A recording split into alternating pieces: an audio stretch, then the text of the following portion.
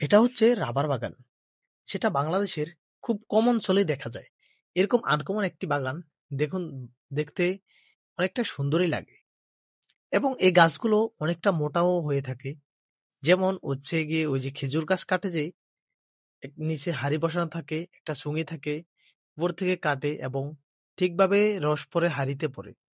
এটা হচ্ছে সেরকম একটি বাগান বা সেরকম ভাবে কাটা হয় যে নিচে একটা বাটি থাকে, একটা বাটির উপরে একটা সুঙি থাকে, সাইড থেকে ওই যে গাছের খালটা একটু আছলে দেওয়া হয়, ওই খাল থেকেই ওই কষটা বাটিতে পড়ে, ওই কষটাকে আবার রিসাইকেল করে রাবার বানানো হয়, যে রাবার দিয়ে আমাদের হচ্ছে ছোট ছোট ভাই বোনেরা এবং আত্মীয়রা মুসুনির কাজ করে থাকে।